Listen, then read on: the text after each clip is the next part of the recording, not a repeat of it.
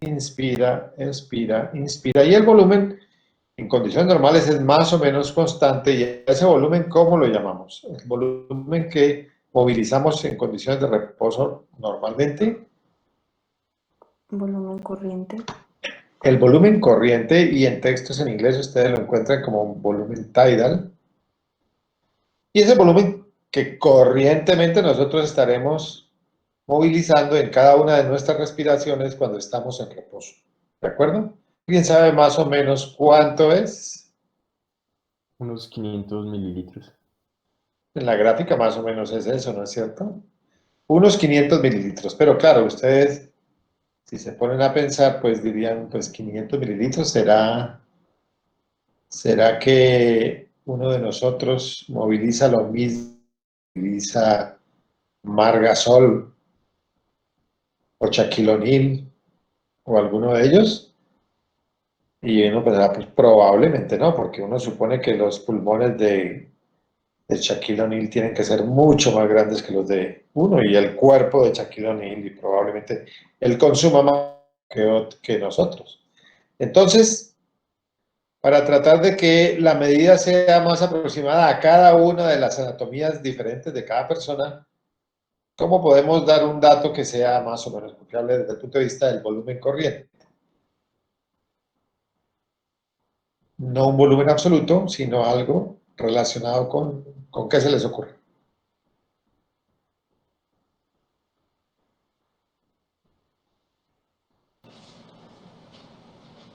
Con la masa corporal, profe. Sí, o con el peso, bueno, en general lo hacemos en el caso de volumen corriente con peso corporal ideal de la persona. ¿Y cuánto será por kilo de peso debemos mover normalmente? 6-7 mililitros. Más o menos, exactamente, sí. Y eso es importante cuando trabajan los médicos en cuidado intensivo, que deben saber qué volumen de aire le deben poner para que la persona movilice un volumen corriente, 6 litros por kilogramo de peso ideal de la persona. Es más o menos esto. Y en una persona de 70 kilos, pues si son 7 por kilo, serán más o menos los 500 que habíamos mencionado. ¿De acuerdo? Pero claro, ustedes si se dan cuenta, uno pues, aparte del volumen que mueve en reposo, si por ejemplo terminan aquí una expiración normal y luego hacen esfuerzo para botar más aire, pues van a poder botar más, ¿no es cierto? Terminaron la expiración y luego ustedes siguen soplando con fuerza y pueden sacar más volumen. Claro que llega un punto en que ya no pueden más, y en este punto nosotros habremos expulsado un volumen adicional fuera de lo que era el nivel de volumen corriente, y es una reserva que tenemos nosotros y que en este caso la hicimos en expiración. Por eso este volumen adicional que podemos expirar hasta el máximo posible lo llamamos volumen de reserva, una reserva que en reposo no usamos, expiratorio, porque es durante la expiración que lo podemos expulsar, ¿de acuerdo? Pero también miren ustedes que si están respirando allí tranquilos, terminan una inspiración normal y luego intentan tomar más aire, pues también van a poder hacerlo durante la inspiración. Entonces toman aire y terminan la inspiración normal y luego evidentemente pueden meter más aire en los pulmones, y en este caso, por ser durante la inspiración y una reserva que no usamos en condiciones de reposo, lo llamamos volumen de reserva, y en este caso inspiratorio. Aquí, cuando terminamos de usar nuestro volumen de reserva inspiratorio, pues ya no podremos meter más aire en los pulmones. Y nosotros estaremos hablando de que hemos llegado a nuestra, ¿alguien sabe cómo se llamará? Ese punto en donde ya hemos metido la máxima cantidad de aire posible en los pulmones. La capacidad vital. No, La capacidad inspiratoria. tampoco, porque es que estamos hablando de todo el aire que hay en los dos pulmones, ¿no es cierto? Capacidad pulmonar total. Es nuestra capacidad pulmonar total. Este es el punto donde ya no podemos meter más aire y a eso lo llamamos así, capacidad pulmonar total. ¿De acuerdo? Resulta que capacidad pulmonar total pues será la suma de una serie de volúmenes. En este caso, por lo menos hemos incluido nuestro volumen corriente, que está por acá. Hemos incluido nuestra reserva expiratoria, que está por acá. Y también nuestra reserva inspiratoria, que está por acá. Pero además, incluimos uno del que no hemos hablado, que es el que llamamos volumen residual. Recuerden que aquí hicimos nuestro máximo esfuerzo y ahí no pudimos más, ¿no es cierto? Sin embargo, los pulmones no se han desinflado completamente. ¿Se acuerdan de la clase pasada? Cuando vimos la gráfica del tórax y los pulmones y había un pulmón colapsado y dijimos que esa situación era anormal y que siempre, siempre los pulmones van a estar en contacto con la pared torácica. Como la pared torácica no la podemos aplastar hasta que entre en contacto, digamos, la pared anterior con la posterior, sino que siempre tendrá algún volumen, pues los pulmones también siempre tendrán algún volumen y es imposible sacar, que se llama volumen residual. ¿De acuerdo? O sea que si ustedes suman el volumen residual, que es el que tenemos como mínimo en los pulmones, la reserva expiratoria, el volumen corriente y la reserva inspiratoria, tenemos el total, que lo llamamos capacidad pulmonar total, suma de estos 4 volúmenes. Cuando hablamos de capacidades, normalmente hacemos referencia a la suma de 2 o más volúmenes. En este caso, son 4 los que componen la capacidad pulmonar total.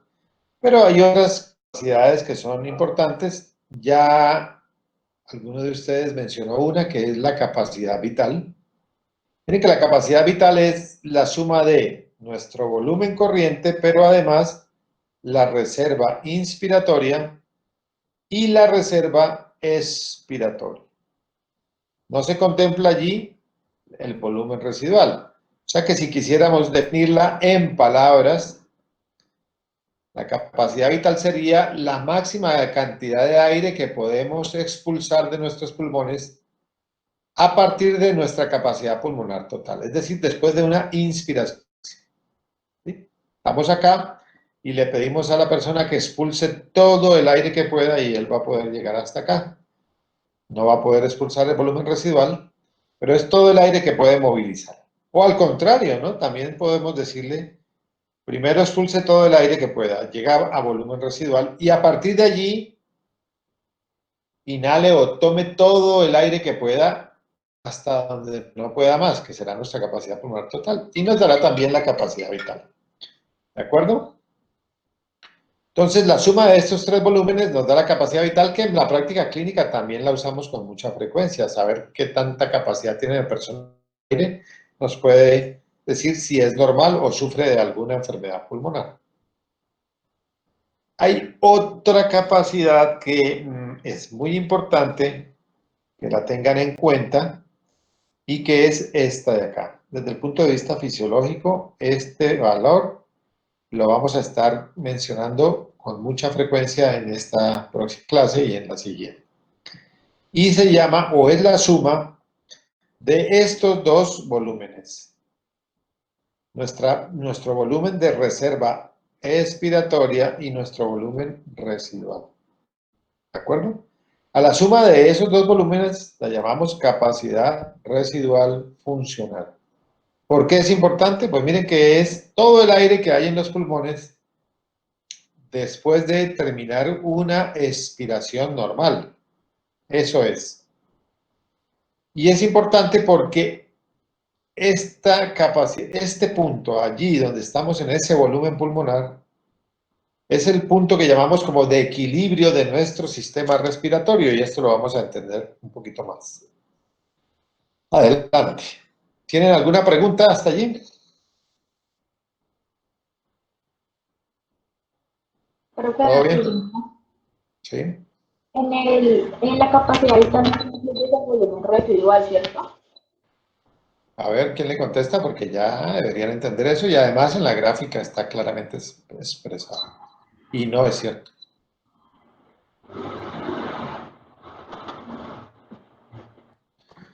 ¿Cuál fue la ¿Quién? pregunta, profe? Ah, nos está diciendo que si la capacidad vital incluye el volumen residual. Y dijimos que la No, capacidad vital es todo el aire que podemos mover y habíamos dicho que el volumen residual lo podemos expulsar o no. no lo podemos expulsar. No. Entonces, obviamente, la capacidad vital no puede incluir el volumen residual. El volumen residual está incluido en nuestra actividad total porque ahí sí, claro, que es todo el aire que hay en los pulmones después de que hacemos una inspiración máxima. Capacidad vital es lo que podemos mover. Y obviamente, si no podemos expulsar el volumen residual, pues no lo podemos incluir en la capacidad vital. Reserva inspiratoria, volumen corriente y reserva expiratoria. Pero la gráfica, pues, por sí sola. Profe, una pregunta. ¿Sí? En este volumen residual, pues también es como el volumen para que el pulmón debe tener para que no vaya a colapsar. Claro, sí, eso siempre como los pulmones y la caja torácica están siempre en contacto, pues obviamente el volumen que queda allí es el que, digamos, hay siempre mínimo en los pulmones y que hará que los pulmones no se colapsen. Si no hubiera ese volumen, pues es porque algo pasó y los pulmones se colapsaron. Listo, profe. Profe, Bueno, otra pregunta sí. en relación a eso. Cuando una persona está buceando, este volumen residual disminuye, ¿cierto? Y pues sí, cambios de presión sí pueden alterar, pero no va a ser un cambio significativo. Es porque la caja torácica esté comprimida o aplastada, ¿no es cierto? Un poco más por presión externa, pero es imposible comprimirla completamente, eso sería incompatible con la vida. Dale, gracias. Bueno, Profe, otra bien, pregunta. entonces, sí. Por ejemplo, en los deportistas de alto rendimiento, ¿ellos logran reducir ese volumen residual? Normalmente fisiológicas y de presión estables, no. Lo que a veces se pudiera mejorar un poquito es nuestra capacidad vital, ¿no es cierto? Es así. De hecho, por ejemplo, los pacientes con EPOC están sometidos a unos cambios mecánicos en la caja torácica. Con el tiempo, la caja torácica de ellos se va expandiendo y cuando ustedes vean eh, patología respiratoria como uno de los signos físicos que tienen algunos de los pacientes con EPOC, los que tienen enfisema, lo llaman el tórax en tonel, que el tórax de ellos se va como expandiendo y va formando, pues va adquiriendo un volumen en la medida en que los pulmones se van volviendo enfisematosos. Pues sí puede haber cambios condicionados por entrenamiento, pero no el volumen residual, sino en la capacidad vital. Bien, Listo, profe, entonces, ya. a partir de estos conceptos vamos a empezar a evaluar nuestro sistema respiratorio o nuestro aparato ventilatorio, podríamos llamarlo así, que nos permite meter y sacar aire de los pulmones. Y entonces, aquí en el centro de la diapositiva, esta gráfica nos muestra los dos componentes fundamentales que entran en interacción cuando respiramos. Por un lado, los pulmones, obviamente, que recibirán aire en la medida que inspiramos y expulsarán el aire en la medida en que expiramos. Y ellos interactúan estrechamente durante este ciclo respiratorio con el otro componente del aparato ventilatorio que es la caja torácica. La interacción de ellos dos es la que permite que haya movimiento de aire hacia adentro o hacia afuera. Y aquí miren que ustedes, pues de lo que hemos hablado ya, pues que no están desinflados completamente en ninguna de las tres condiciones. La del centro es la condición que tenemos entre los dos componentes, pulmones y caja torácica, en este punto. ¿Cuál será? Precisamente el que les dije que es muy importante y está la sigla en inglés, pero es al revés, capacidad Funcional residual residual. funcional, ¿no es cierto? Es decir, que según esto, en esta gráfica, ¿qué volúmenes de aire estarán dentro de estos pulmones?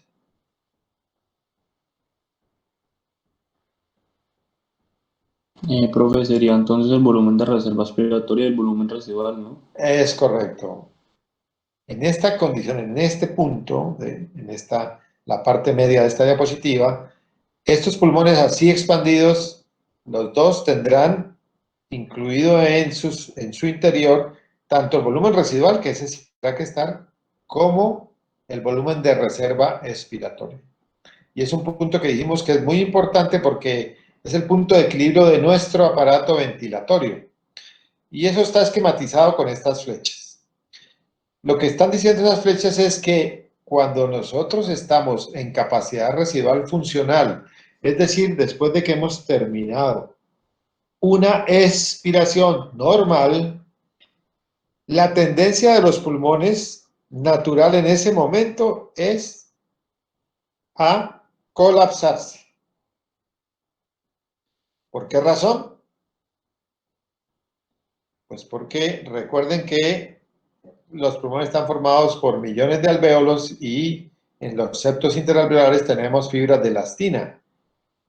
Y estos pulmones completamente colapsados, ¿no? Al contrario, los hemos medio distendidos, les hemos metido el volumen residual y la reserva expiratoria, es decir, que es como una bomba a medio inflar, ¿no es cierto? Y gracias a que los hemos insuflado medianamente y estiramos los alvéolos, las fibras elásticas, lo que llamamos retroceso elástico, que ha sido desafiado, que ha sido estimulado, pues tiende a hacer que esos pulmones se retraigan para en lo posible volver a su tamaño natural, que sería completamente desinflados. ¿De acuerdo? Entonces, vamos a capacidad residual funcional. Obviamente la tendencia de esos pulmones por retroceso elástico es a colapsarse. ¿De acuerdo? Y miren que interactuando los pulmones con la caja torácica, si la analizáramos solita y la tuviéramos aquí en ese volumen, en capacidad residual funcional, ella tendería a expandirse. O sea que de alguna manera la caja torácica en capacidad residual funcional está un poco como comprimida. ¿Por qué razón? Porque los pulmones tienden a colapsarse, jalan para acá, ¿no es cierto? Y están interactuando a través del espacio pleural con la caja torácica. Pero como es un espacio sellado, pues entonces cuando los pulmones jalan para acá, eso se transmite, esa presión que están haciendo ellos hacia acá, a la caja torácica que está inmediatamente adyacente a los pulmones y la comprime un poco, la mantiene como aplastadita. Obviamente que entonces su tendencia natural será a expandirse. Si quitáramos los pulmones y ya no hubiera nada que jalara nuestra caja torácica hacia adentro, digamos así, pues ya expandiría. ¿De acuerdo? Entonces, en capacidad residual funcional hay un equilibrio de fuerzas entre lo que es la tendencia de los pulmones, por lo que los hemos insuflado medianamente, a colapsarse y la tendencia de la caja torácica a expandirse, dado que la hemos comprimido un poco por el efecto que le generan, la tracción que generan los pulmones hacia adentro de la torácica. ¿Está bien? Ahora, miren que si cambiáramos de volúmenes pulmonares, las situaciones van a ser variables. Entonces, vamos a irnos desde capacidad residual funcional hasta volumen residual. Es decir, que estando la persona aquí, donde había terminado una expiración normal, le decimos, bueno, ahora haga toda la fuerza posible, bote todo el aire que pueda, hasta que ya no pueda más. Y entonces va a llegar a volumen residual. Todavía hay, obviamente, aire en los pulmones, el volumen residual. Ya no pudo sacar más. Pero miren qué pasó. De todas maneras, como los pulmones aquí están un poco menos distendidos, pero están insufladitos de aire, pues la tendencia de los pulmones sigue siendo al colapso, porque todavía nuestras fibras elásticas están un poquito estadas. Ahora, el grosor de la flecha nos quiere significar que aquí la tendencia o el retroceso elástico era mucho más fuerte que acá, en donde ya hay menos aire en los pulmones, pero igual ellos tienden a colapsarse, solo que la fuerza de retroceso elástico es un poco menor. Ahora, al hacer este movimiento, expulsar aire y llegar a volumen residual, en la medida en que los pulmones se disminuyeron de tamaño, ellos arrastran, por su interacción a través del espacio pleural con la caja torácica, la arrastran aún más. Es decir que en este punto, volumen residual, nuestra caja torácica estará todavía comprimida, más aplastada. Y entonces mire qué pasa con la flecha que indica la tendencia de la caja torácica. Aquí era a expandirse, pero aquí está más gorda, porque claro, aquí estaba tendiendo a expandirse, la teníamos un poquito comprimida por el efecto de tracción. Aquí sí que más, porque la comprimimos más y si la tendencia natural la quiere expandirse, pues mientras más comprimida la tendencia a expandirse será cada vez mayor, de volver a su punto de reposo o su punto de relajación natural si estuviera ella solita sin los pulmones adentro. ¿Está bien? Ahora, si nos vamos para el otro lado, es decir que aquí la persona terminó expiración normal y luego le decimos, bueno, ahora haga todo su esfuerzo, tome todo el aire que pueda, hasta donde no pueda más. Entonces, empieza a inspirar y claro, pues va a llegar a un punto en el que no puede más y en ese punto nosotros estamos aquí también es la sigla en inglés al revés, Capacidad pulmonar total. Pulmonar total. nuestra capacidad pulmonar total. Están todos los volúmenes posibles dentro de los pulmones. Pues si aquí ya teníamos una tendencia natural a colapsarlos por retroceso elástico que estaba siendo desafiado, aquí el desafío para el retroceso elástico es mucho mayor porque los pulmones se insuflaron más. O sea que las fibras elásticas se estiraron más todavía. Y por lo tanto, la tendencia al colapso en capacidad pulmonar total será mayor. Y miren qué pasó aquí con la caja torácica. Antes tendía en capacidad residual funcional, la habíamos comprimido un poco y ella como que su tendencia era natural a expandirse. Pero cuando nosotros la insuflamos hasta el máximo, miren que ahora ya la tendencia natural de la caja torácica en capacidad pulmonar total no es expandirse, sino que allí, al igual que los pulmones, ella tiende a colapsarse. ¿Qué fue lo que pasó? En algún punto entre capacidad residual funcional y capacidad pulmonar total, nuestra caja torácica sobrepasó su volumen natural, que suponemos entonces estará por este punto o algo así, de tal manera que la fuimos insuflando, llegó aquí a un punto en el que si no estuvieran los pulmones, ella estaría en reposo. Y resulta que nosotros seguimos tomando aire y entonces ahora ya distendimos la caja torácica. Y entonces, claro, eso lo hacemos con músculos accesorios para poder llegar hasta allá. Tenerla allá, pues la caja torácica tiende a colapsarse, de tal manera que si ustedes hacen el esfuerzo de respirar a capacidad pulmonar total, van a darse cuenta que al soltar la presión que están haciendo con sus músculos, la caja torácica naturalmente va a ir a un volumen más pequeño. Entonces, en este caso, los dos tienen tendencia a colapsarse, ¿de acuerdo? Entonces, no olviden que el punto de equilibrio de las dos fuerzas que interactúan para que el aire entre y salga es en capacidad residual funcional. ¿Qué pasa entonces durante el ciclo respiratorio y cómo se dan esos cambios? Ya lo habíamos visto en la clase pasada. El diafragma, en la medida en que tiene una forma de cúpula en posición de relajación, cuando inicia la inspiración o la inhalación, él se contrae y al contraerse, por esa disposición que tiene, se tiende, digamos, a enderezar, es decir, que baja, ¿no es cierto? Y en la medida en que el diafragma desciende hacia el abdomen, pues los diámetros de la caja torácica aumentan. ¿Se acuerdan que habíamos dicho que en la medida en que tenemos una caja sellada, si le aumentamos el volumen a la caja sellada, pues la presión dentro de esa caja tiene que caer? Una jeringa, que la tenemos tapada en la punta, y corremos el émbolo hacia atrás. Había 1 centímetro de aire, y ahora el volumen es de 2 centímetros para el mismo centímetro de aire, entonces la presión dentro de la jeringa se va a caer, va a hacerse menos o menor, y eso es lo que pasa en la caja torácica.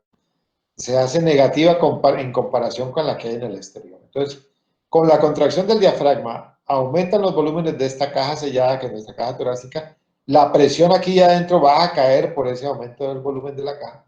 Y si tenemos la nariz destapada y la boca abierta, pues entonces, gracias a ese fenómeno de émbolo, el aire va a ser succionado desde el exterior hacia los alveolos. Y en la clase pasada también dijimos que en condición de reposo, a la hora de expirar o exhalar, simplemente dejamos que el diafragma se relaje.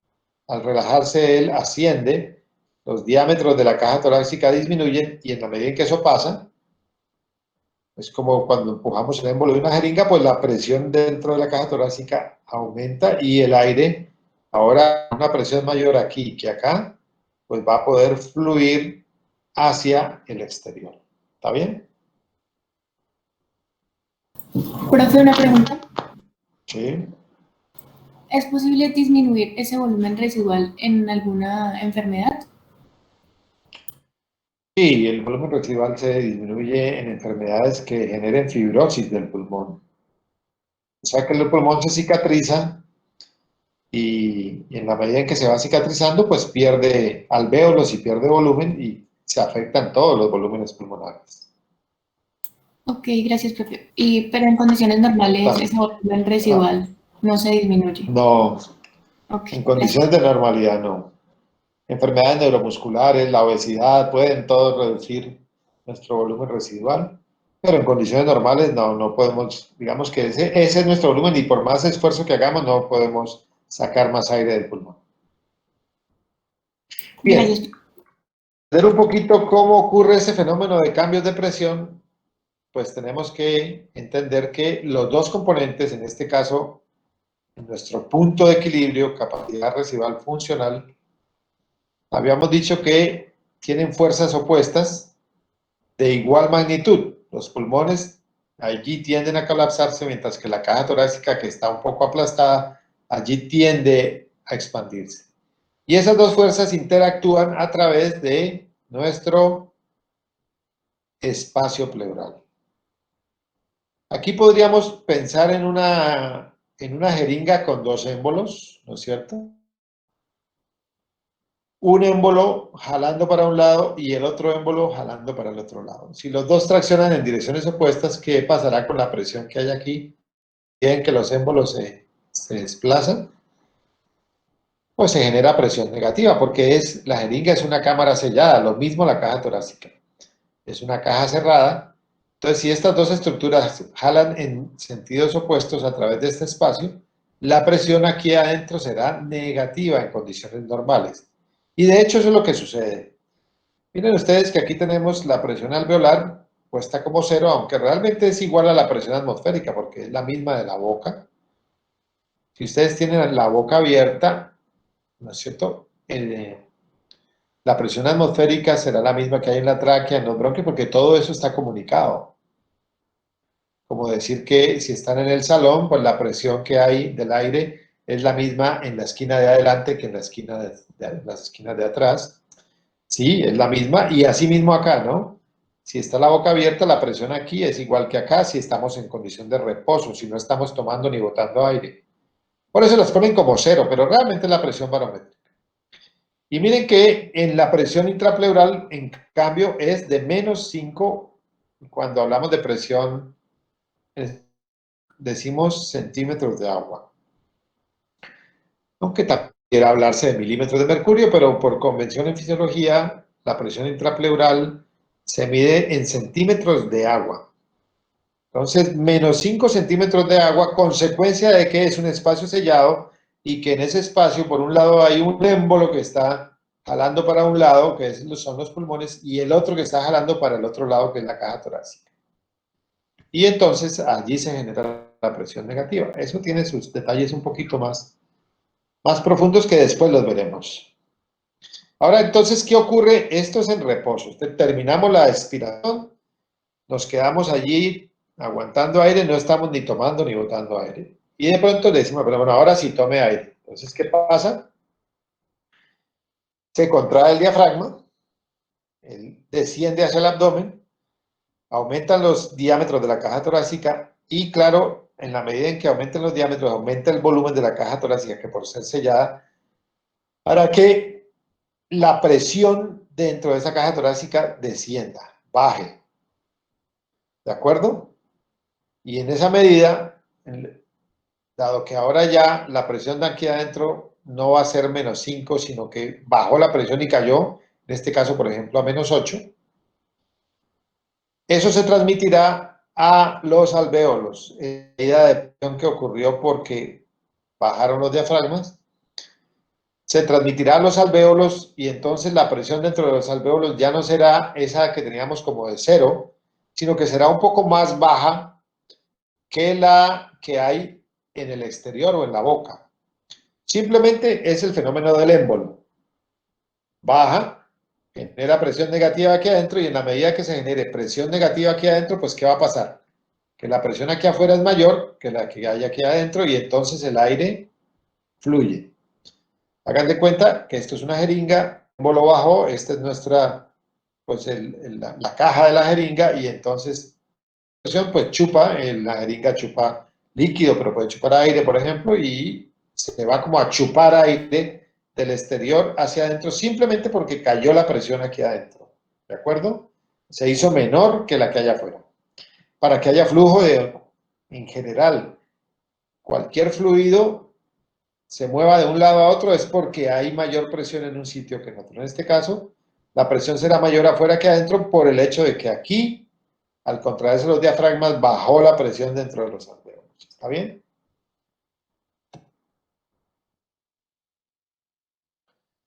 Ahora, terminamos de hacer inspiración al máximo, capacidad pulmonar total. ¿Qué está pasando? Lo que hemos dicho, el retroceso elástico desafiado al máximo, pues será máxima tendencia de los pulmones a retraerse, a colapsarse. Y habíamos dicho que si llevamos los pulmones a capacidad pulmonar total, sobredistendimos la caja torácica y también ella tiende a colapsarse. Aquí, claro, la fuerza de retracción o de retroceso elástico del pulmón es mucho mayor y entonces, dado que esos pulmones están jalando mucho hacia adentro, la presión intrapleural se hace más negativa y podríamos decir que dentro de lo que puede ser un ciclo respiratorio máximo, o sea, hasta capacidad pulmonar total, es la presión más negativa que podemos encontrar en el espacio pleural, principalmente por el efecto de retroceso elástico máximo de los pulmones. Aquí los desafiamos demasiado, los distendimos al máximo y ellos quieren colapsarse máximamente. Jalan muchísimo, es como un émbolo de la jeringa que ustedes jalaron un poquito y ahora están jalando más y está generando más presión negativa que se va a ver traducida en caída de la presión dentro del espacio pleural. ¿Está bien? Entonces, las presiones finalmente que entran en juego durante ese ciclo respiratorio estarían aquí a la izquierda, las que incluimos estarían la presión transpulmonar, que digamos sería la diferencia de presiones que puede presentarse durante el ciclo respiratorio entre el alvéolo y el espacio pleural. Otra diferencia de presiones que encontramos en nuestro sistema respiratorio podría ser la presión transtorácica, que sería la diferencia que encontremos nosotros entre la presión en la superficie de la caja torácica y la presión intrapleural, presión transtorácica, pero realmente la permite que el aire fluya o no, pues es una sumatoria de estas dos que llamamos la presión de nuestro sistema respiratorio. Y será la diferencia que exista entre la presión alveolar y la presión exterior o la presión en la superficie de la caja torácica. que es la que veíamos acá. Realmente la que permite que el aire fluya hacia adentro o afuera, sabemos que están los dos componentes interactuando, pero la diferencia de presión que al final va a hacer que el aire fluya desde el aire exterior hacia los alvéolos será la presión barométrica, o sea, la presión exterior, contra la presión intraalveolar. Si es menor aquí, el aire fluye hacia adentro en la inspiración. Ahora, cuando se expira y los diafragmas suben y los diámetros de la caja torácica disminuyen, pues aumenta la presión aquí adentro. La presión dentro de los alvéolos se hace mayor que la presión barométrica o la presión externa, y entonces en expiración, por esa razón, el aire fluye hacia el exterior. ¿Alguna pregunta?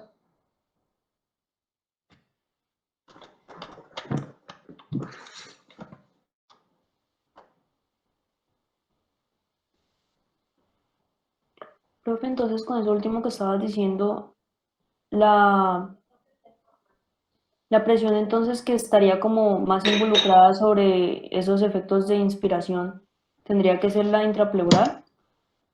¿O Bueno, la cómo es que era? intrapleural, sí, la intrapleural pues es consecuencia de la interacción entre los pulmones y la caja torácica, ¿no es cierto?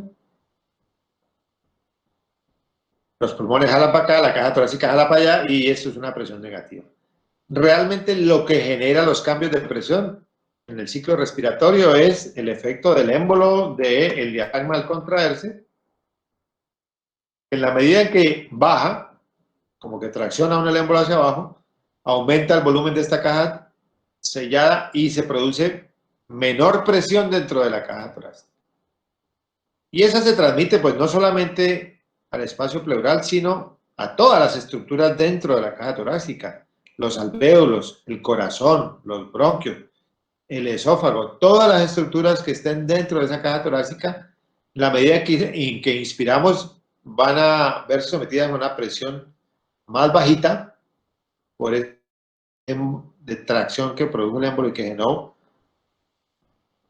caída de la presión dentro del tórax, ¿no es cierto? Y al caer la presión dentro del tórax y obviamente dentro de los alvéolos, pues hay menos presión aquí que afuera y pues al haber menos presión aquí, el aire va a fluir hacia acá. Esa es una cosa física, ¿está bien? Sí, profe. Pero todo es consecuencia del movimiento de los diafragmas hacia abajo, del aumento del volumen en la caja torácica con la misma cantidad de gas y entonces cae la presión dentro del tórax. Si ustedes más o menos se mantienen que esto funciona como una jeringa, un émbolo que es el diafragma que bajó y generó presión negativa dentro de la caja torácica y por eso se chupa aire hacia el exterior. Y que luego cuando el émbolo sube, genera presión positiva y entonces al aumentar la presión dentro del tórax se expulsa el aire y eso les permite entenderlo mejor para que no se complique. ¿Está bien?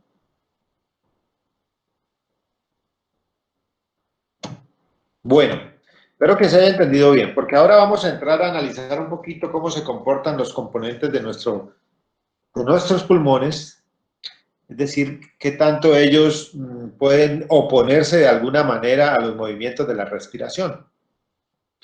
Y entonces tenemos que analizar desde el punto de vista de distensibilidad cómo se comportan en este caso entre los pulmones. ¿Sí? Distensibilidad es una propiedad por la cual si a un cuerpo uno lo somete a presión, él se puede estirar. Una de las propiedades de los pulmones es la distensibilidad, o sea que los pulmones si son sometidos a una presión, ellos se pueden estirar, expandir. ¿Por qué razón? Porque están compuestos de millones de alvéolos donde en los septos interalveolares tenemos un tejido que es elástico y tiene esa propiedad. Cuando uno define elasticidad, y espero que lo recuerden de física, pero básicamente lo que uno quiere decir cuando dice que algo es elástico es que si lo somete a presión y él se ha estirado, la propiedad elástica es que una vez se haya estirado, él tienda a volver a su tamaño original, a su tamaño natural. Eso es elasticidad, por eso hemos hablado antes de retroceso elástico, porque la propiedad elástica lo que hace es que cuando hemos distendido los pulmones a punta de presión negativa, el retroceso elástico, es decir, la elasticidad, empieza a actuar cada vez más para tratar de que el pulmón vuelva a su tamaño natural, que sería completamente desinflado. Lo que pasa es que, como los pulmones siempre tendrán que estar interactuando con la caja torácica a través del pues no se va a poder desinflar completamente cada uno de nuestros pulmones, como ustedes ya saben.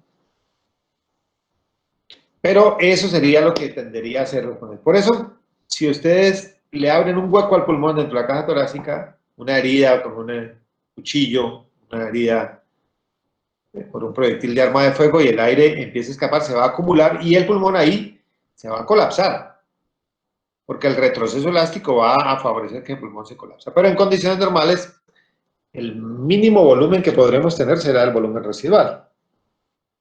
Ahora, uno podría pensar, ¿no? Si usted le mete presión a los pulmones, pues él con cada centímetro de presión podría estirarse, por decir algo, 1 centímetro. Y si ponemos otro centímetro, se estira otro centímetro, entonces uno diría la relación debería ser lineal. Pero resulta que no.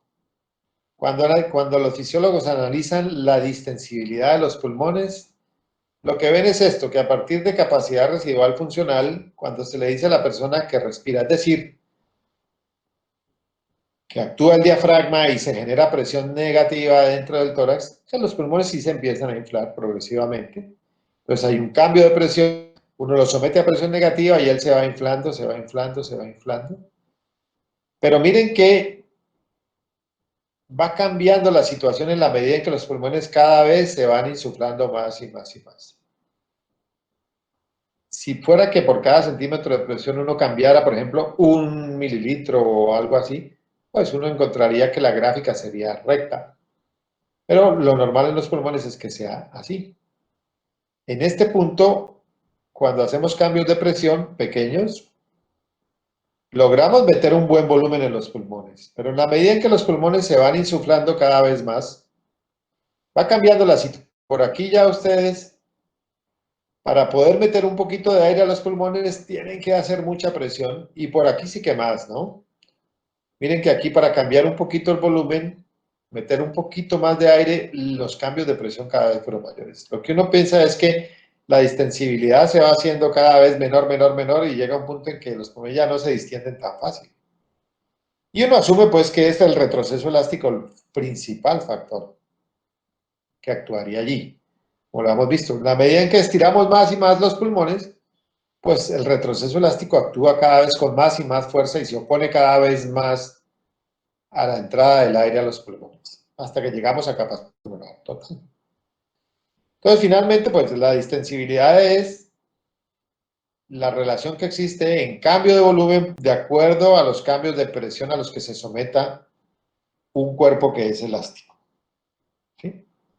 Y en los pulmones, pues será el cambio de volumen pulmonar establecido, estamos hablando solo de pulmones, solitos, no estamos considerando caja torácica, distensibilidad de los pulmones.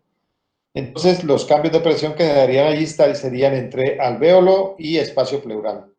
Son las dos presiones que harían o actuarían para hacer que el pulmón se distenda o se colapse. Por cada cambio de presión que logramos en los pulmones meter de volumen, y como ven, no es una relación lineal, sino que es una relación que cambia en la medida en que vamos llenando cada vez más nuestros pulmones.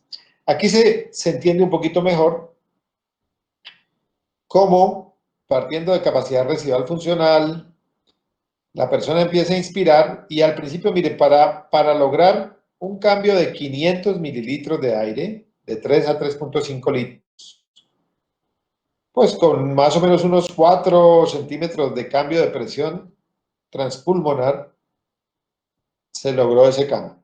Porque fue fácil. Con un poquito de presión, en este caso el que genera la presión es el diafragma, un poquito de presión negativa, los pulmones se insuflaron rápidamente y 500 mililitros se lograron sin mayor problema.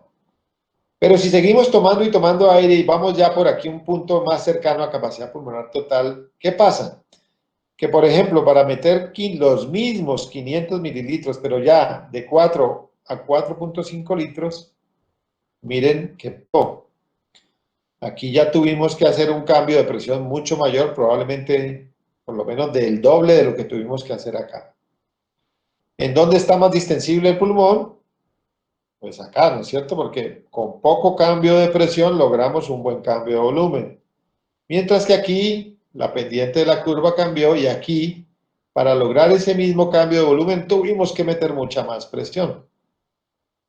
Y claro, si vamos cada vez más para acá, la distensibilidad del pulmón cada vez será menor. Tendremos que hacer fuertes cambios de presión para lograr algo de cambio en el volumen.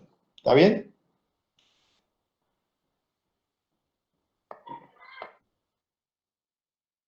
Esto en condiciones normales, ¿no? Nuestra distensibilidad pulmonar expresada en una gráfica como esta, a partir de lo que les digo de capacidad funcional, es decir, desde una expiración normal, sería algo como la que vimos allá. Pero miren que eso puede cambiar. Y aquí, por ejemplo, tenemos esta gráfica de distensibilidad de un pulmón enfermo. ¿Y ustedes qué dirían? Que este pulmón aquí, el que vemos aquí, a la izquierda, desde el punto de vista de distensibilidad, ¿es más distensible o menos distensible que este pulmón de acá? Es más distensible. Más distensible. Más distensible, exactamente, porque la relación de presión contra cambio de volumen es muy poquito cambio de presión, lograr un gran volumen dentro de los pulmones. El aire entra muy fácilmente. Este pulmón es poco elástico. ¿Por qué razón? Distiende muy fácil, el aire entra, pero tiene el problema de que el retroceso elástico se ha dañado. Entonces, una vez se insufla, le va a costar mucho trabajo a ese pulmón sacar aire porque el retroceso elástico se nos ha dañado. Es lo que es el enfisema. ¿Saben qué es el enfisema?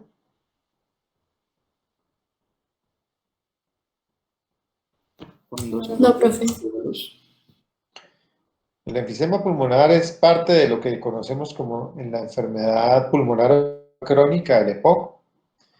El daño que se produce en los septos interalveolares de esos pacientes. Se destruyen las fibras elásticas y en la medida en que se pierden fibras elásticas, que son las que hacen retroceso, pues el pulmón, digamos que será más fácil de insuflar, muy fácil, con poquita presión le pueden meter aire, pero el aire va a tender a quedarse atrapado allá. ¿Por qué? El elástico se ha perdido. Que es el problema principal de esos pacientes, por eso el tórax se vuelve como un tórax en tonel, porque los pulmones mantienen muy insuflados, llenos de aire, pero el paciente tiene mucha dificultad para sacar. Los bronquios se obstruyen y el aire se retiene y el retroceso elástico del pulmón no ayuda a que el aire salga.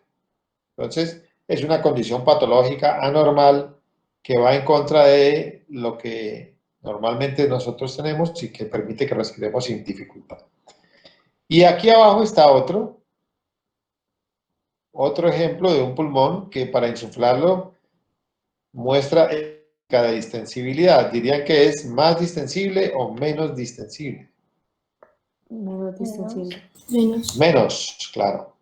Miren que aquí para ustedes lograr meter algo de volumen dentro de estos pulmones, hay que someter esos pulmones a mucho cambio de presión negativa. O sea, mucho para poderlo insuflar. ¿Sí? ¿Y eso por qué ocurre? Pues en este caso el ejemplo que nos dan es el de la fibrosis pulmonar. Y la fibrosis pulmonar lo que ocurre es que por diferentes mecanismos las fibras elásticas de los septos interalveolares son reemplazadas por fibras mucho menos distensibles, rígidas, que son las fibras de ¿Colágeno? colágeno. Claro, si ustedes tienen en los septos interalveolares colágeno y van a tratar de meterle aire a esos pulmones, muy difícil que logren meter aire y de hecho nuestros volúmenes pulmonares se van a caer. Entonces un pulmón poco distensible, ¿correcto? Bueno, pero hay una cosa, es importante que tengan en cuenta, y esto es algo, pues un detalle de la fisiología respiratoria en relación con la distensibilidad del pulmón.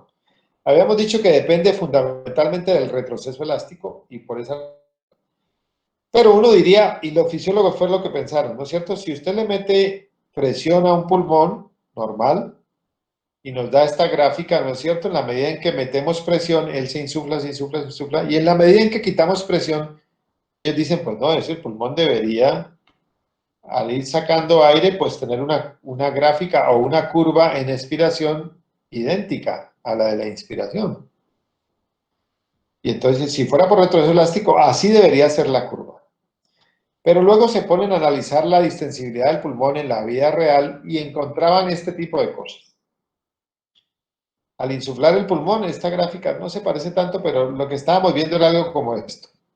A partir de aquí, ¿no? Capacidad residual funcional, se insuflaba el pulmón y nos daba una curva como en este sentido. Y ellos lo que esperaban era que al desinflarlo, la curva, y resulta que al insuflarlo nos daba por aquí, y al sacarle el aire ellos medían la distensibilidad y les daba por acá. O sea que la curva de distensibilidad en inspiración era diferente a la de la expiración. Cosa inesperada, y entonces ellos empezaron a buscar razones para explicar esto. Dijeron, no es por retroceso elástico, porque las fibras elásticas tienen el mismo comportamiento. Y lo que decíamos, ¿no? Si fuera por fibras elásticas, uno esperaría que insufla el pulmón y al desinflarlo, pues la curva volviera por el mismo camino. Pero en la realidad, al insuflarlo pasaba esto y al desinflarlo, entonces empezaron a investigar por qué razón ocurría esto. ¿Alguien sabe? A este fenómeno decidieron llamarlo histéresis. Es decir, el comportamiento diferente en la curva de distensibilidad del pulmón entre la inspiración y la expiración. ¿De acuerdo? Y entonces, pues, como no lo explicaban por retroceso elástico, empezaron a decir qué otras propiedades tiene el pulmón que ayuda a que el pulmón no se colapse. ¿Ustedes saben de algún fenómeno o algún componente que hay en los alvéolos que hace que el pulmón no se colapse? Profe, por Importante. la tensión superficial. La tensión superficial. La tensión superficial normalmente lo que hace, y yo creo que vamos a ir un poquito adelante, esto es tensión superficial. La tensión superficial que ustedes debieron ver en su bachillerato, para que se dé requiere una condición indispensable, no se les olvide, y es que exista una interfase entre un gas y un líquido, sean los que sean. Si no hay interfase gas-líquido, no puede haber tensión superficial porque de hecho no habrá ni siquiera superficie. Entonces, debe existir tensión superficial solamente si hay interfase gas-líquido. En la naturaleza hay muchísimos ejemplos de interfaces gas-líquido. ¿Cuáles se les ocurren?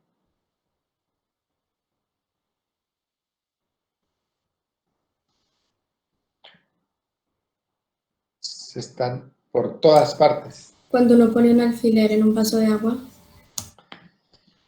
No, pero recuerde que hay interfase entre un gas y un líquido. ¿Dónde hay interfaces en la naturaleza entre gas? En las burbujas. Por ejemplo, ¿pero en qué más? Cuando ustedes se van a Cartagena, se van a buscar interfaz gas líquido. ¿En dónde?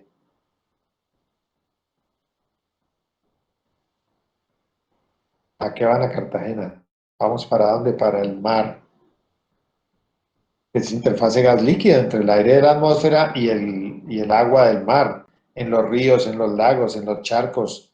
En un vaso de agua hay aire por encima y agua por debajo, o en una gaseosa, un tinto. En todas superficies habrá una interfase gas-líquido. Es la más común.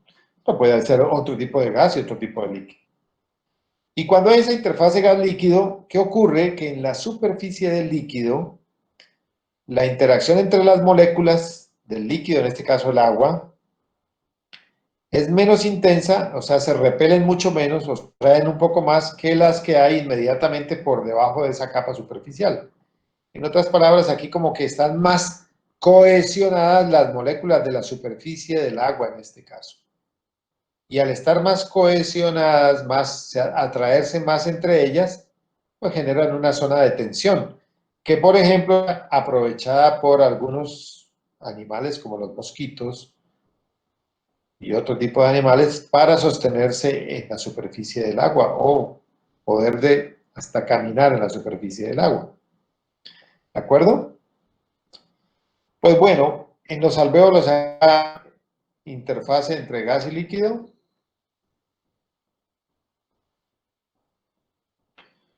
Pues aquí lo que está entrando es gas, que es el aire del exterior, ¿no es cierto? Y la superficie tendremos la célula epitelial tipo 1, pues que está compuesta por sustancias y que en su superficie digamos que pues forma película líquida.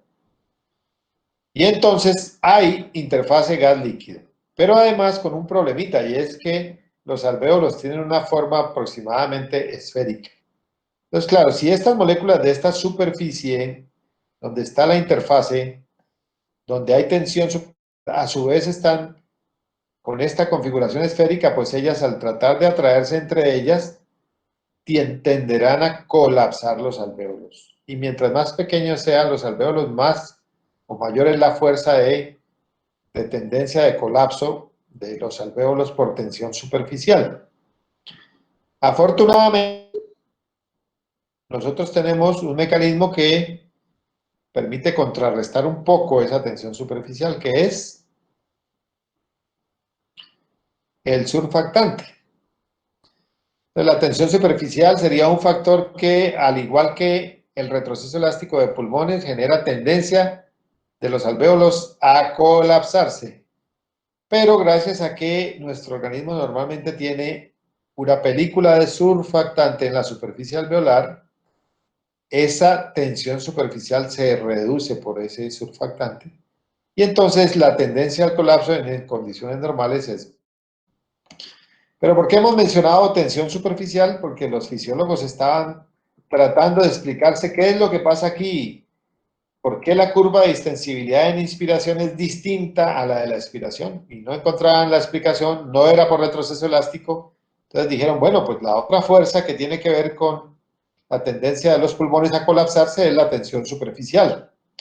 Entonces, pues debe ser la tensión superficial la que explique la histéresis. Y entonces, adivinen qué hicieron. Para poder demostrar eso, en un experimento muy elegante, ellos cogieron, ¿cómo se comportan así cuando están llenos de aire? Porque hay interfase gas-líquido en los alvéolos. Pues hagamos una cosa, eliminemos la interfase gas-líquido y miremos qué pasa. Cogieron los pulmones, los llenaron de agua o de solución salina, en este caso solución salina, ¿no es cierto? Sacando todo el aire de los pulmones.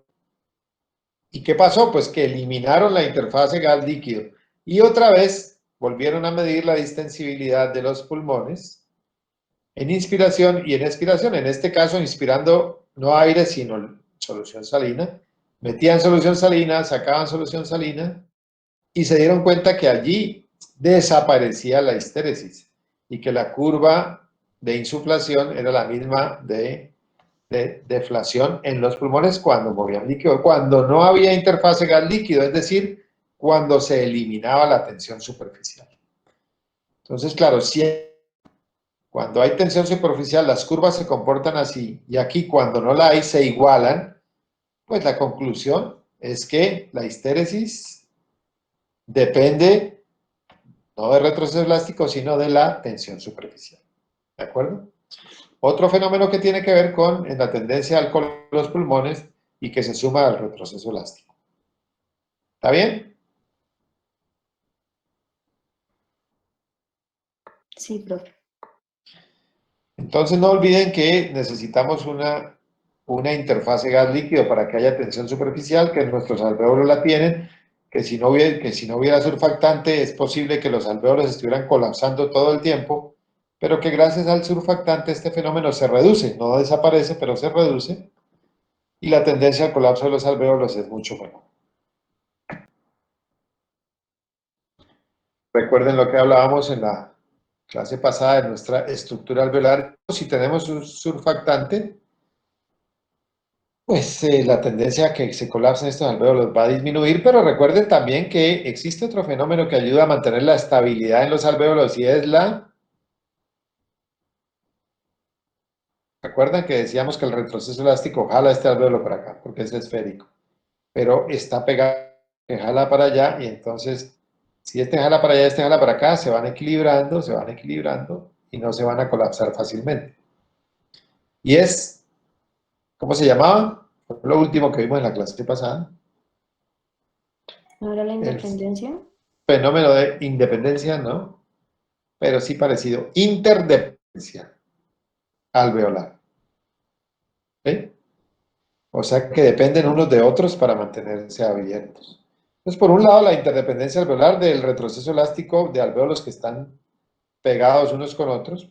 Por otro lado, el surfactante que disminuye la tensión superficial. Y por otro lado, recuerden nuestros... ¿Qué? Los poros de Comte. Los poros de Kohn que permiten que las presiones entre los alvéolos también tiendan a igualarse, y todos esos fenómenos ayudan a mantener la estabilidad de los alvéolos y evitar que se estén colapsando. Bueno, hemos analizado la distensibilidad de los pulmones solitos, ¿no es cierto?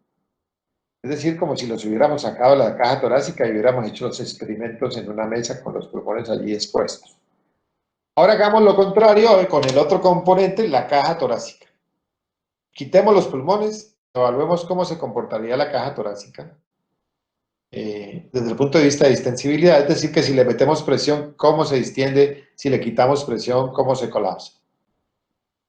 Volvamos a nuestro punto de equilibrio del sistema ventilatorio, que es este punto C es, ¿cómo se llama?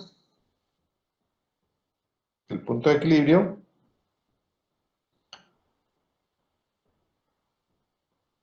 Suma de dos volúmenes. La capacidad residual total, ¿no? Funcional, capacidad residual funcional. Funcional. El punto de equilibrio. Ya veo que en ese punto la tendencia natural de la caja torácica es a expandirse. Ya hemos dicho por qué. Aquí adentro, cuando están los pulmones, ellos la traccionan y la mantienen como aplastada. Y si le quitáramos los pulmones, ella se expandiría. Pues entonces, en este punto, eso es lo que sucede. Y el equilibrio de la caja torácica sola. Y si sacáramos los pulmones, la caja torácica ya no tendría quien la aplaste, y entonces ella se expandiría y llegaría a un punto que es más o menos a nivel del 70% de nuestra capacidad pulmonar total. Capacidad residual funcional estamos más o menos al 40%. Es decir, que con el hecho de que saquemos los pulmones de la caja torácica regresará a un tamaño normal, natural de ella, que es un poco mayor, porque no tiene quien la mantenga aplastada, que en este caso eran los pulmones por el retroceso elástico. Entonces, sin pulmones, la caja torácica tendrá un reposo, un equilibrio por ahí al 70% de la capacidad pulmonar total. Pero ¿se acuerdan que también dijimos, y si la insuflamos la caja torácica, los pulmones al máximo, llegamos a un punto de capacidad pulmonar total? ¿Cuál era la tendencia de la caja torácica? Capacidad máxima, colapsado. Tendería a colapsarse, aunque no tan intenso, pero sí. Porque habíamos dicho es que la sobredistendimos. ¿A qué nos referíamos con que la sobredistendimos? Pues a que si este es su punto de reposo y nosotros la llevamos no al 70, sino al 100% de capacidad pulmonar total, es porque al insuflar los pulmones distendimos un poco más de lo normal la caja torácica. La llevamos como, la estresamos hacia el otro extremo. Y claro, al llegar allá, si ella estaba aquí en reposo, pues por allá arriba está sobredistendida, y quitáramos la fuerza que la sostiene allí, pues ella naturalmente va a tender a volver a su tamaño natural, es decir, al 70%. Si están los pulmones, pues ella volverá al punto de reposo del sistema respiratorio, que es donde ella está un poquito comprimida y que es nuestra capacidad residual funcional. Entonces, la caja torácica, si le metemos presión, comporta más o menos como esto. La curva comparada con esa que vimos de los pulmones es un poco diferente, y así, digamos, al someter la caja torácica a presión, ella se distiende, y al quitar la presión, pues se colapsa. Pero claro, pues ni los pulmones actúan solitos, ni la caja torácica actúa solita, entonces Si queremos saber cuál es la distensibilidad de nuestro sistema respiratorio o ventilatorio como un todo, pues tendremos que sumar las dos curvas de distensibilidad. Por un lado, la del pulmón, a partir de capacidad residual funcional habíamos visto que era más o menos así, y la de la caja torácica, que es más o menos así. Y ellas dos interactuando, pues nos van a dar una curva de distensibilidad total de nuestro sistema ventilatorio, es decir, sumadas las dos, más o menos así, como sigmoidea, a partir de capacidad residual funcional. Y ustedes ven aquí cómo, al sumar las dos distensibilidades, tenemos una parte de la curva que es muy pendiente, donde nuestro sistema ventilatorio será distante o no. Ya hemos dicho que Sí. muy distensible, ¿no es cierto? Con poquita presión nosotros vamos a meter aire aquí. Pero claro, si nosotros vamos insuflando los pulmones y nos vamos aproximando a capacidad pulmonar total, pues la distensibilidad de nuestro sistema ventilatorio total, pues también se va a ir viendo disminuida. Y en este punto tendríamos que meter mucha presión para lograr meter aire a los pulmones. Y si quieren hacer el intento, pues háganlo allí. Tomen aire hasta capacidad pulmonar total y luego traten de respirar allí pequeños volúmenes. Y eso es mucho más difícil que si respiramos en reposo como estamos nosotros naturalmente. Aquí la distensibilidad de nuestro sistema ventilatorio, pulmones y caja torácica es mucho mayor. Estamos en una parte, aquí es donde nos movemos naturalmente nosotros, y una parte muy favorable en la curva de distensibilidad del sistema ventilatorio, de tal manera que con poquitos cambios de presión nosotros logramos mover nuestro volumen corriente, inspiración, expiración, inspiración, expiración, en condiciones normales. También sería muy difícil si nos fuéramos a respirar a volumen residual, y si quieren también hagan el esfuerzo, boten todo el aire y luego intenten respirar allí. Y les cuesta mucho más trabajo, probablemente tengan que usar músculos accesorios, que si respiramos a partir de capacidad residual funcional. Entonces no olviden este punto, capacidad residual funcional, punto de equilibrio, en donde nuestro sistema ventilatorio está como en la parte ideal desde el punto de vista de distensibilidad para meter y sacar aire. La clase pasada vimos cómo está diseñado nuestro sistema respiratorio de manera, digamos que tan favorable para que se pongan en interacción alvéolos y capilares. Y ahora vemos que además a la hora de meter y sacar aire estamos en una parte muy favorable en las curvas de distensibilidad de los pulmones y de la caja torácica, que hacen que nuestra respiración sea fácil. ¿Alguna pregunta?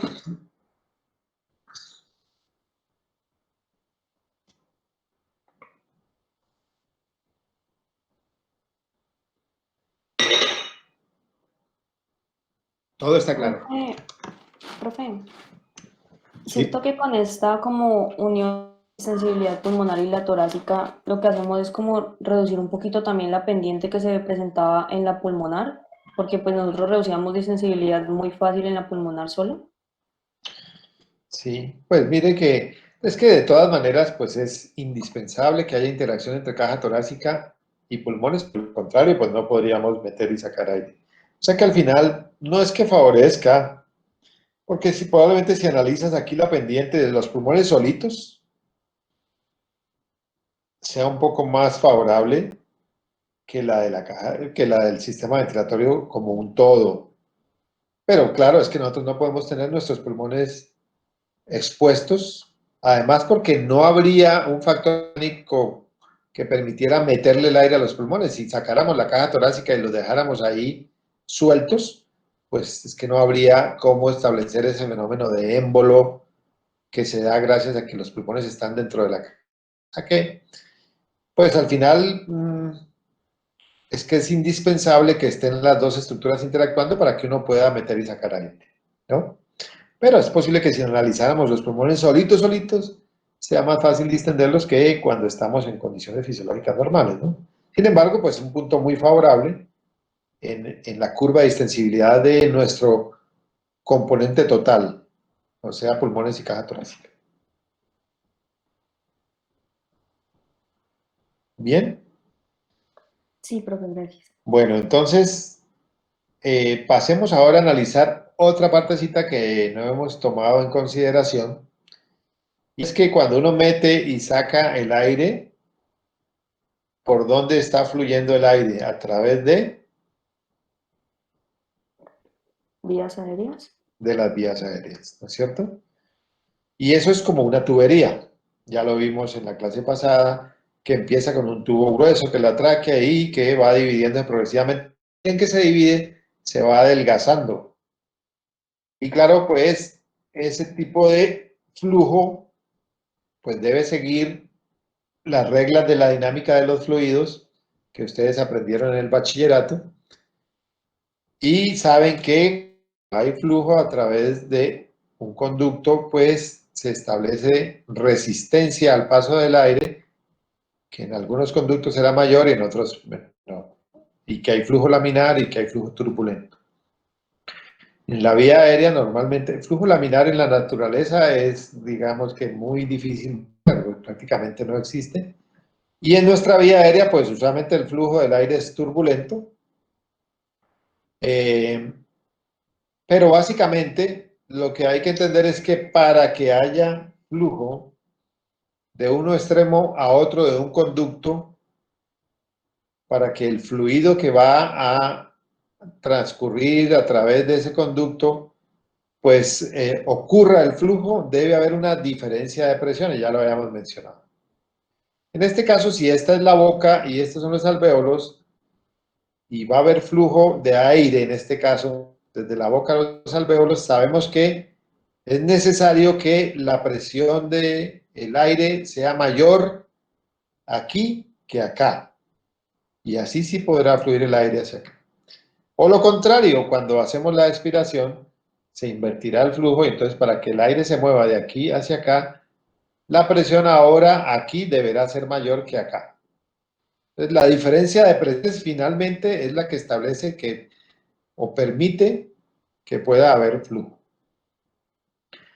Y claro, entonces el flujo será directamente proporcional a esa diferencia de presión. Mientras mayor sea la diferencia, mayor flujo, o lo contrario. Pero también debemos analizar que existe un fenómeno que es la resistencia de la vía aérea. Y la resistencia de la vía aérea será inversamente proporcional al flujo. Mientras más resistencia genere el conducto, pues menos flujo deberá haber. Y si analizamos la resistencia de los conductos, en este caso de nuestros conductos que son la vía aérea, podemos ver que es directamente proporcional a el coeficiente de solubilidad del gas, que en este caso es aire y que tiene un coeficiente bajito, o sea que no va a haber mucho problema, directamente proporcional a la longitud del tubo. Mientras más largo sea el tubo, pues se espera que haya más resistencia total al final digamos, del desplazamiento de ese fluido. Es un factor que tampoco influye mucho, mientras que la resistencia de la vía aérea es inversamente proporcional al radio de la vía aérea. Y este factor, sí, elevado a la cuarta potencia. ¿Qué quiere decir eso? Mientras más chiquita sea la vía aérea desde el punto de vista de radio, es decir, de calibre, de diámetro, mayor será la resistencia, pero además cada cambio en el radio de la resistencia en un factor elevado a la cuarta potencia. Quiere decir que si, por ejemplo, se disminuye 2 milímetros el calibre de la vía aérea, la resistencia va a aumentar en 2 por 2, 4 por 2, 8 por 2, 16 veces.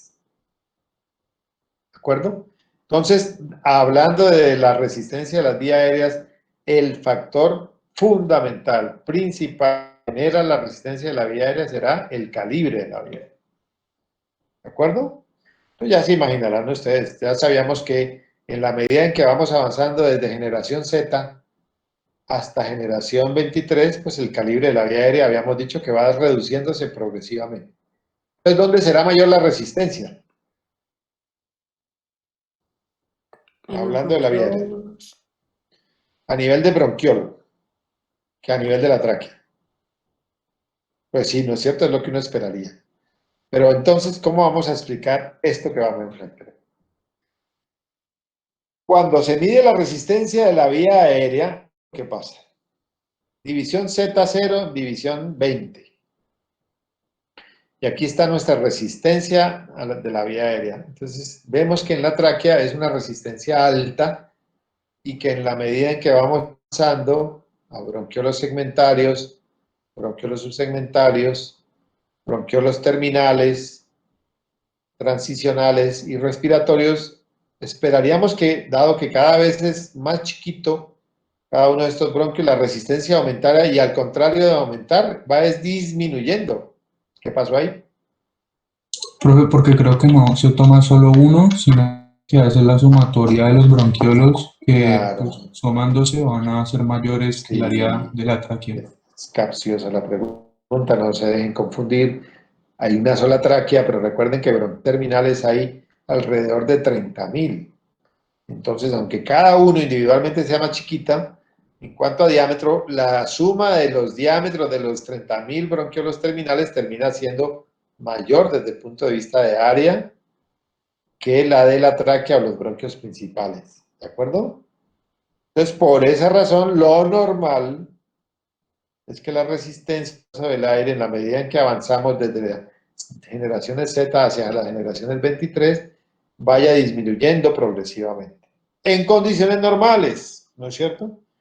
También ocurre que si hay enfermedad que inflame, por ejemplo, los bronquiolos terminales, los bronquiolos respiratorios, 30.000 bronquiolos terminales inflamados, o habíamos dicho que son 8 por cada bronquiolo terminal, serían 240.000 bronquiolos respiratorios inflamados que reducen su calibre por inflamación.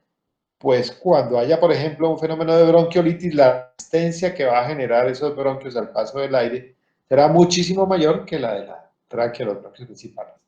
Pero eso ya en condiciones patológicas, ¿no? ¿Está bien?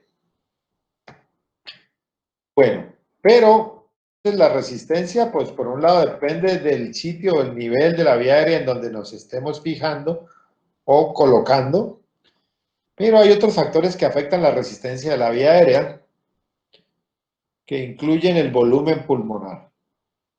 Y esta sería la gráfica de la resistencia de la vía aérea si arrancamos desde volumen residual y terminamos en capacidad pulmonar. Miren que si nosotros botamos todo el aire, ¿no es cierto?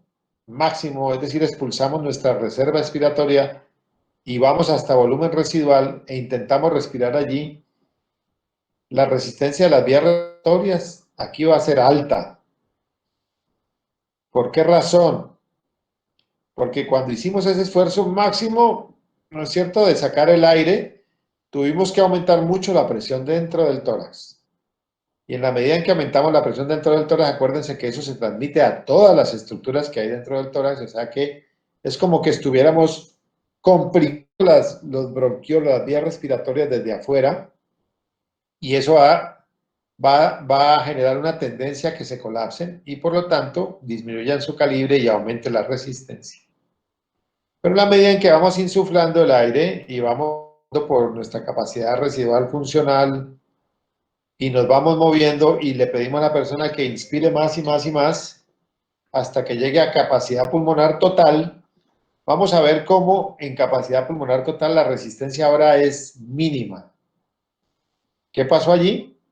Por un lado, y principalmente por eso, pues que aquí es máxima negativa. Aquí era muy positiva y aquí es máxima negativa, como vimos antes. Es decir, que alrededor de los bronquios ahora hay una presión negativa que tiende como a abrirlos, a expandirlos, a jalarlos. Pero además el proceso elástico en los pequeños bronquios, ya lo vamos a ver, tiende a hacer que ellos se distiendan, que se abran, a diferencia de lo que ocurre con los alvéolos. Entonces, en este punto, prácticamente podemos decir que nuestros bronquiolos están máximamente abiertos y por lo tanto la resistencia que generan al paso del aire es mucho menor. Pero igual, nosotros en condiciones normales nos vamos a mover por acá, en inspiración y expiración, en nuestro punto de equilibrio, que es como la capacidad residual funcional. Esto era lo que les estaba diciendo del efecto del retroceso elástico sobre los bronquiolos. Pues resulta que ya saben ustedes que cuando esquematizamos un resorte, en este que sería nuestro septum interalveolar, habíamos dicho que el retroceso elástico, en un alvéolo que tiene una forma más o menos esférica, pues hace que el alvéolo tienda a colapsarse y genera como presión aquí adentro. Pero a su vez, ese tejido elástico, esas fibras de elastina, ancladas en la pared de los bronquiolos, tienden a traccionar y a jalar los bronquiolos hacia afuera. ¿De acuerdo? De tal manera que, digamos que ayudan a que la vía respiratoria se mantenga abierta. ¿Sí? Es lo contrario, más o menos, a lo que ocurre con los alvéolos. Tienden a colapsar los alvéolos, el retroceso elástico, pero a mantener los bronquios abiertos. Por eso, cuando aquí hablábamos de capacidad pulmonar total, el elástico ejerciendo tracción hacia afuera en los bronquioles ayuda a mantenerlos abiertos y hace que la resistencia sea menor. Profe, ¿Sí? yo no entendí bien esta última explicación. No, bueno, no es tan fácil porque es que la dinámica de los bronquiolos van atravesando, ¿no es cierto?, nuestros pulmones por dentro y están rodeados de alvéolos, como vimos por allá en la clase pasada en algunos cortes histológicos. Y los alvéolos en sus septos interalveolares tienen tejido elástico, pero claro, si un bronquiolo está pasando de alvéolos y hay tejido elástico a su alrededor que se fija a la pared de los bronquiolos, es como un resorte que jale para allá y también para acá, porque aquí hay más alvéolos alrededor de los bronquiolos. Y en la medida en que eso acciona para allá, pues ayuda a mantener las vías respiratorias pequeñas abiertas, ¿sí? Ese es el efecto que hace el retroceso elástico sobre los bronquiolos en condiciones normales, ¿de acuerdo? Y de esa manera, en la medida en que ayude a mantenerlos abiertos, pues facilita que el paso del aire en la medida en que expiramos sea fácil, ¿no? Se pueda expulsar sin problema. ¿Sí? Es una cuestión como de pensar en cómo está diseñada la arquitectura pulmonar y cómo los bronquiolos, en la medida en que van profundizando dentro de los pulmones, pues se van metiendo dentro de una gran cantidad de alvéolos que, al tener tejido elástico adherido a sus paredes, pues lo jalan y lo mantienen abierto. ¿Está bien? Sí, profe, gracias. Pues miremos que en una expiración normal, aproximadamente el normal sería que el retroceso elástico en los alvéolos, en la medida en que tiende a colapsarlos, genere una presión positiva que favorezca la salida del aire. Pero claro, en la medida en que nosotros, digamos que fuera de más elástico, más 10 centímetros de agua, pero en la medida en que el aire se va desplazando a la vía aérea, la presión del aire se va gastando. Bueno, aquí es más 10, pero al final la presión total en el alvéolo sería 2 porque la presión intrapleural es negativa y si hacemos, digamos que la relación de estas dos, retroceso elástico versus presión intrapleural menos 8 y más 10, pues la presión efectiva que hace que el aire fluya hacia afuera en la expiración sería solo de 2 centímetros de agua. Pero como es mayor que afuera, pues el aire debe fluir hacia afuera. ¿Qué pasa? Que la resistencia de la vía aérea de todas maneras existe, es poca pero existe, y en la medida en que fluye el aire, pues se va perdiendo presión a más 1, a 0.5, a 0.25, así que como que cada vez hay menos presión de aire dentro de la vía aérea. Y eso en expiración pasiva, en expiración normal, en reposo. ¿Qué puede esperar uno si uno hace una expiración forzada? Y contrae músculos abdominales, el diafragma, aumenta rápido la presión dentro del tórax. Pues miren que la presión intrapleural, por lo que hicimos expiración forzada, ya no es negativa, sino que es positiva. Los diafragmas subieron fuertemente, rápidamente, y aumentaron mucho la presión dentro del tórax. Entonces ahora, presión intrapleural positiva y además presión intraalveolar, retroceso elástico generando una tendencia a colapso con presión positiva, pues ya no se anulan, sino que se suman, porque tanto la presión de afuera como la presión de los alvéolos tiende a colapsar.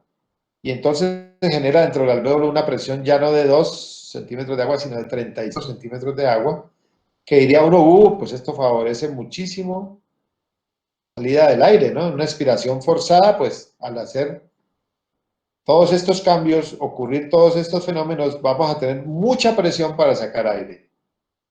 Pero cuidado, porque también la presión intrapleural que se hizo positiva se transmite no solo a los alvéolos, sino a los bronquiolos. Y entonces va a comprimir la pared de los bronquiolos afuera, como a tender a colapsarlos. Ya no es negativa que mantiene abierto, sino positiva que tiende a colapsar. Por eso la caída de presión en estos casos es mucho más rápida que lo que ocurre en expiración positiva.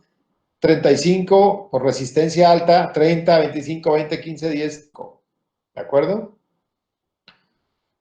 Hay un punto en que, miren ustedes que si afuera, en expiración forzada, la presión positiva es como que piensen en un tubo o en un pitillo y ustedes le están haciendo presión por fuera. Y claro, si ustedes hacen mucha presión, es posible que él se aplaste, se colapse. Sobre todo si son bronquiolos de paredes tan delgaditas. Miren que la presión aquí afuera intrapleural es de 25, positiva, comprimiendo estos bronquios. Y aquí afuera, adentro, perdón, se ha ido perdiendo presión y ya estamos en 25. Y si subimos un poquito más, por resistencia de vía aérea, cae la presión dentro de la vía aérea 20, es decir, incluso menor adentro que afuera. ¿Qué esperaríamos nosotros? Si la presión afuera de un conducto como este es mayor que adentro, ¿qué le pasaría a este conducto? Se colapsa. Se colapsaría. Ahora, en condiciones normales, eso no ocurre, ¿no es cierto? Nuestros bronquiolos no se nos colapsan. ¿Por qué razón no se colapsan? Este que lo llamamos punto de presiones iguales, en condiciones normales, miren, y esto es lo que está esquematizado acá. El punto de presiones iguales en condiciones normales cuando hacemos expiración forzada se da en un nivel de vía aérea en donde ya empieza a aparecer cartílago en la pared de esos bronquios. De tal manera que él le genera una solidez a esa pared de esos bronquios que impide que, a pesar de que la presión afuera sea mayor que adentro, se vaya a colapsar esa vía aérea en condiciones no normales. ¿De acuerdo? Entonces, gracias a que el punto de presiones iguales en nuestra vía aérea en condiciones normales se da en un sitio en donde ya empieza a aparecer cartílago en la pared de los bronquios, pues nuestros bronquios no se están colapsando constantemente cuando hacemos expiración forzada. Cuando soplamos una vela, cuando tosemos, cuando hacemos maniobras de valsalva, por ejemplo, pues no se nos colapsan las vías aéreas. ¿Está bien? Profe, ¿podrías volver a explicar un momentico Ups. en la parte de la expiración pasiva? Porque es que se iba perdiendo la presión a medida que se iba así, pues la presión afuera sigue siendo como menor que la de adentro. Bueno, es lo que hablamos, el fenómeno de resistencia. O sea que todo conducto le opone resistencia al paso del fluido, en este caso bronquios al paso del aire. Y en la medida en que genera resistencia, digamos que se desgasta nuestra presión que hay adentro. Cae la presión porque hay resistencia al paso del aire. Y eso es lo natural. Pero, pues digamos que en expiración forzada hay un factor que nos favorece y es, por un lado, que lo normal es que la presión sea negativa durante todo ese ciclo expiratorio. No como acá, que es expiración forzada. Y esa presión negativa alrededor de los bronquios ayuda a que se mantengan abiertos y no se nos cierren fácilmente. Y también retroceso elástico, que recuerden que el retroceso elástico sobre los bronquiolos tiende a mantenerlos abiertos. Entonces, finalmente, aunque sea poquita la presión que tengamos, aunque ella vaya cayendo, pues gracias a que los bronquiolos son ayudados para mantenerse abiertos por presión negativa intratorácica o intrapleural y por retroceso elástico sobre sus paredes, pues aunque la presión va cayendo, pues finalmente no cae tanto como para impedir que pasa o que fluya el aire hacia el exterior. Siempre en condiciones normales existirá una diferencia de presiones suficiente para que el aire pueda salir en la maniobra expiratoria. ¿Está bien? Sí, profe. Gracias. Bueno, muy bien. Entonces, en resumen, la resistencia de la vía aérea, como dijimos antes, que es el 80% de la resistencia de nuestro sistema respiratorio, depende principalmente de, ¿se acuerdan de la fórmula? Del radio, porque cada un poquito el radio disminuye, la resistencia aumenta un factor elevado a la cuarta potencia, y ese calibre de la vía aérea entonces va a ser afectado principalmente por eso, radio o área de sección transversal. Pero también vimos que puede ser afectada por volumen pulmonar, ¿no es cierto? Que esperaríamos que la resistencia de la vía aérea mayor si respiráramos desde volumen residual o menor si respiráramos desde capacidad pulmonar total. Que también depende del retroceso elástico, porque si este funciona bien, el calibre de la vía aérea tiende a no disminuir tanto, porque el retroceso elástico actuando sobre los bronquios o sobre los bronquiolos genera tracción hacia afuera y tiende a mantenerlos abiertos. Es otro factor que afecta la resistencia de la vía aérea. También dijimos que depende de presión intrapleural. La respiración normal es negativa y en la medida en que sea negativa tiende a hacer que los bronquiolos se mantengan abiertos o expandidos. Hay otros que no hemos mencionado como fenómenos que afectan la resistencia, como la contracción del músculo liso. ¿Recuerdan que hay músculo liso en los bronquios? ¿Sí? Sí, profe. Lo vimos en la clase pasada. Y si ese músculo liso por alguna razón se estimula y se contrae, ¿qué pasa? Pues que se reduce el calibre de la vía aérea y aumenta la resistencia. Eso ocurre mucho en fenómenos como ¿qué enfermedad? Que hay espasmo del músculo liso bronquial. O ¿En asma? broncoespasmo en el asma, por ejemplo. E inflamación de la vía aérea. En el asma ocurre inflamación también, pero las bronquiolitis, que ya mencionamos, si se inflama la vía aérea y disminuye su calibre, pues aumentará mucho la resistencia. Y recuerden que la vía aérea también está su inervación simpática y parasimpática, y que si la estimulamos por vía simpática, ¿qué sucede con la vía aérea? Vasodilatación. Vaso, No, perdón, broncodilatación. broncodilatación, mientras que si estimulamos por vía parasimpática los bronquios o los bronquiolos, pues tienden a contraerse, broncoconstricción. ¿De acuerdo? Todos estos fenómenos tienen que ver con la calibre de la vía aérea, que es el factor principal para establecer la resistencia de la vía aérea y que a su vez es la principal resistencia al paso, al flujo del aire a través de las vías respiratorias. Quiero hoy a mencionar un factor adicional que uno normalmente no lo tiene en cuenta, no lo contempla, y es que, bueno, hablamos de que el flujo del aire se ve afectado principalmente por los cambios en la resistencia de la vía aérea, pero también tenemos que tener en cuenta que cuando nuestra mezcla de gases va llegando al nivel de bronquiolos respiratorios, conductos alveolares y sacos alveolares, entra a jugar parte de un fenómeno que se llama de difusión. Porque ¿qué trae el aire? Mucho oxígeno y prácticamente nada de CO2 hacia estas zonas.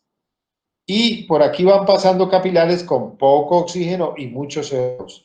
Es decir, que hay diferencias en las presiones de oxígeno y de CO2 que hacen que ese aire que ya está llegando por aquí, que contiene oxígeno, las moléculas de oxígeno ahora se empiecen a desplazar por esa diferencia de concentraciones hacia los capilares.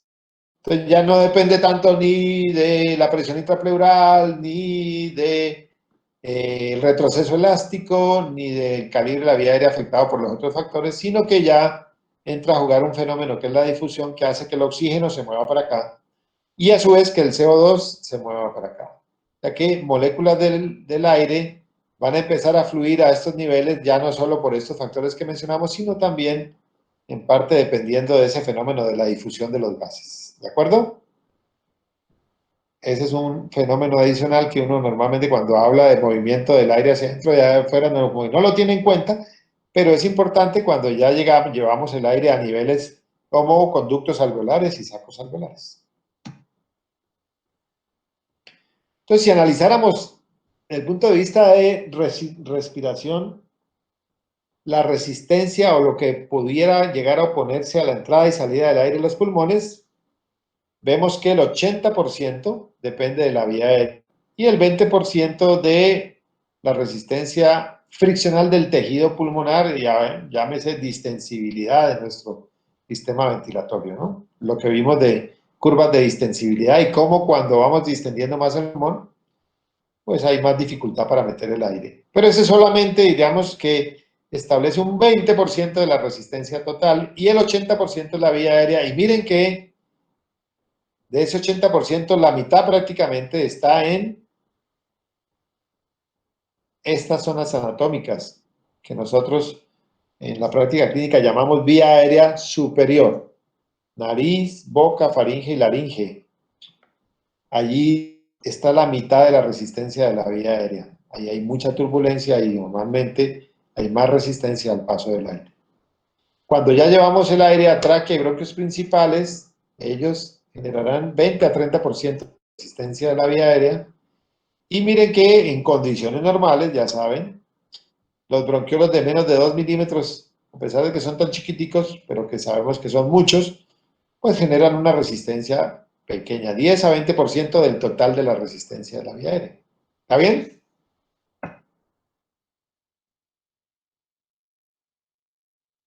Estos son fenómenos que analizamos, los resumimos aquí, como, digamos, todos estos componentes, vía aérea y pulmones, pueden oponerse de alguna manera al flujo del aire hacia adentro y hacia afuera. Destacamos que la vía aérea es la que genera mayor resistencia al paso del aire. Muy bien, todos estos que vimos son fenómenos realmente mecánicos, pero pues nos permiten entender cómo en condiciones normales nosotros podemos meter y sacar aire a nuestros pulmones, ¿no es cierto? Vamos a dejar ahora aquí para que en nuestra próxima clase veamos un poco mejor los detalles de la ventilación alveolar, cómo se comporta, pero también vamos a analizar la circulación, o sea, lo que llamamos nosotros la perfusión de los pulmones. Y después, finalmente, pues cómo se interrelacionan los dos fenómenos, que es lo fundamental para que pueda haber intercambio gaseoso y que es lo que llamamos nosotros relación ventilación-perfusión. ¿Está bien? Entonces, no sé si tengan alguna pregunta o alguna duda o damos por terminada la clase de hoy.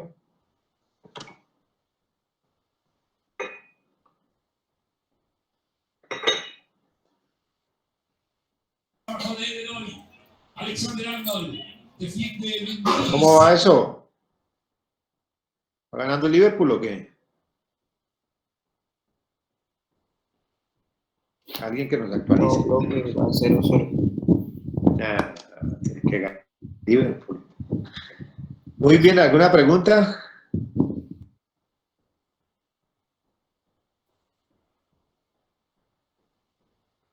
¿Está bien? No, sí. Bueno, espero que haya quedado más o menos claro para que cuando revisen en sus textos, pues esto les ayude un poco. Recuerden que en los textos ustedes encuentran conceptos probablemente más profundos, más cosas, pero la idea general es esta y pues la intención es que ustedes más o menos entiendan a grandes rasgos qué es lo que ocurre. Muy bien, entonces, si no es más, en la próxima nos metemos en el terreno de ventilación alveolar, perfusión o circulación pulmonar y la relación ventilación-perfusión. ¿Está bien? Listo, Listo, profe. profe, Muchas gracias. gracias. Bueno, Gracias, profe. bien. Nos vemos.